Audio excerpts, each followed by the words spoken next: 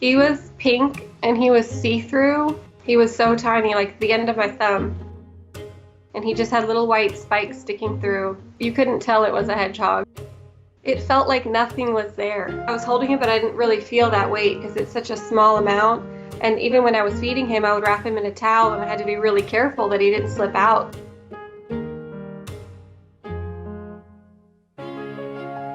When I first heard about him, there was a girl that had bred a litter of hedgehogs.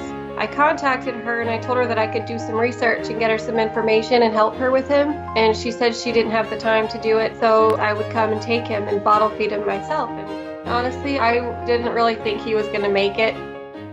As soon as I got him home, I put him on a heating pad. I never left him alone. I let him sleep next to my bed, and every time he would squeak for the first few nights, I would jump up and I would feed him because I was very worried about him. I didn't want him to feel like he was alone.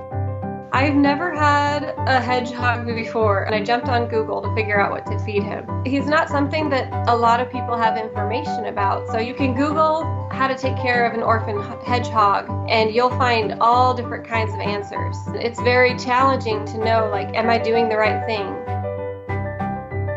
She was able to give me some advice on what to feed him. They require a lot of special things that other animals don't. He had a lot of dead skin on his back, and with those spikes there, it's very difficult to clean it. With the coconut oil, I would just put a little bit on the toothbrush, and then I would brush his back with it, and he surprisingly loved it. They're very difficult to take care of. It was exhausting, but really worth it to see him growing. I would weigh him and I would see that he was about 8 grams, and then 2 days later he was about 10 grams. So when I saw that he was growing, I was just very excited. Like maybe he has a chance. Once he started eating solid food, it was like a huge weight lifted off my shoulders, and I'm like, you made it, buddy. He started growing even more rapidly. Wilbur's definitely entered the toddler phase. He's running around a lot, getting into everything. He loves to be held. He's very cuddly. When he's tired especially, we can sit down and watch movies together, and he'll just plop down next to me and sleep. He definitely feels very comfortable.